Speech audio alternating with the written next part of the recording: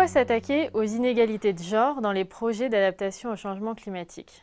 Un des premiers aspects concerne les questions d'inégalité de genre dans les projets de sécurité alimentaire et de changement climatique.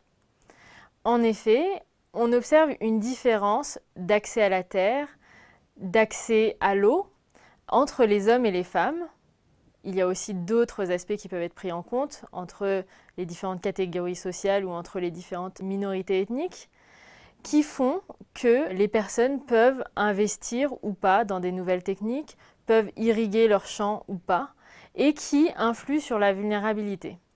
C'est donc important dans l'analyse de vulnérabilité et de capacité d'adaptation de prendre en compte ces différences pour savoir si, oui ou non, les femmes ont plus ou moins accès à la terre, si oui ou non, elles ont plus ou moins accès à l'eau qui leur permettra de cultiver différemment. Dans certaines communautés de Madagascar, on peut observer par exemple que les femmes vont avoir accès à certaines terres qui se trouvent en bordure des rivières, alors que les hommes vont avoir accès à des terres qui sont situées dans les hauteurs.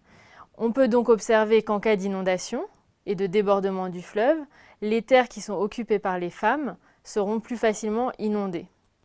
Au contraire, quand on va avoir des fortes pluies qui peuvent provoquer des glissements de terrain, ce seront les terres qui sont majoritairement cultivées par les hommes qui pourront être affectées.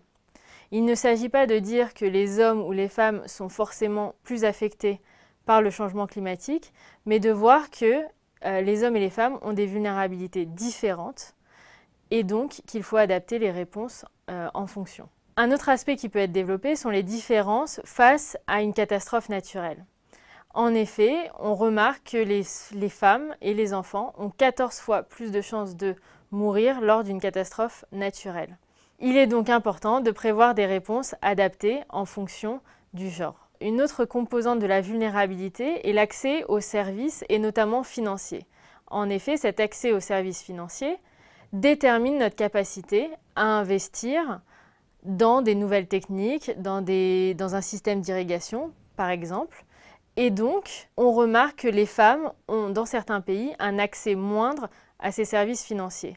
CARE a par exemple mis en place dans certains projets des groupes d'épargne et de crédit pour les femmes majoritairement, pour qu'elles puissent épargner et investir ensuite dans des techniques qui sont plus adaptées.